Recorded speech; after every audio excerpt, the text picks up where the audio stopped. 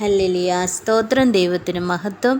എല്ലാ ദൈവമക്കൾക്കും കർത്താവിൻ്റെ അതിശയവും അതിഭയങ്കരവുമായ നാമത്തിൽ എൻ്റെ സ്നേഹവന്ദനം അറിയിക്കുന്നു. ഇന്ന് ഞാൻ വായിക്കാൻ പോകുന്നത് സങ്കീർത്തനം 115 എല്ലാവരും ശ്രദ്ധയോടെ കേൾക്കുക, അനുഗ്രഹം പ്രാപിക്കുക. ഞങ്ങൾക്കല്ല യഹോവേ, ഞങ്ങൾക്കല്ല, നിന്റെ ദയയും വിശ്വസ്തതയും നിമിത്തം നിന്റെ നാമത്തിന് തന്നെ മഹത്വം വരുത്തണമേ. അവരുടെ ദൈവം ഇപ്പോൾ എവിടെയെന്ന് ജാതികൾ പറയുന്നതെന്തിന്? നമ്മുടെ ദൈവമോ സ്വർഗത്തിലുണ്ട്. തനിക്കിഷ്ടമുള്ളതൊക്കെയും അവൻ ചെയ്യുന്നു.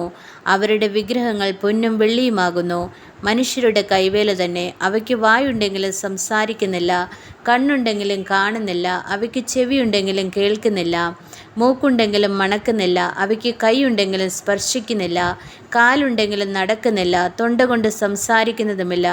അവയെ ഉണ്ടാക്കുന്നവർ അവയെപ്പോലെയാകുന്നു. അവയിൽ ആശ്രയിക്കുന്ന ഏവനും അങ്ങനെ തന്നെ. ഇസ്രായേലെ, യഹോവയിൽ ആശ്രയിക്കുക, അവൻ അവരുടെ സഹായവും പരിചയമാകുന്നു. അഹരോൻ ഗൃഹമേ, യഹോവയിൽ ആശ്രയിക്കുക, അവൻ അവരുടെ സഹായവും പരിചയമാകുന്നു. യഹോവ ഭക്തന്മാരെ, യഹോവയിൽ ആശ്രയിപ്പിൻ, അവൻ അവരുടെ സഹായവും പരിചയമാകുന്നു. യഹോവ നമ്മെ ഓർത്തിരിക്കുന്നു, അവൻ അനുഗ്രഹിക്കും. അവൻ ഇസ്രായേൽ ഗൃഹത്തെ അനുഗ്രഹിക്കും, അവൻ അഹരോൻ ഗൃഹത്തെ അനുഗ്രഹിക്കും. ആമേൻ, ആമേൻ.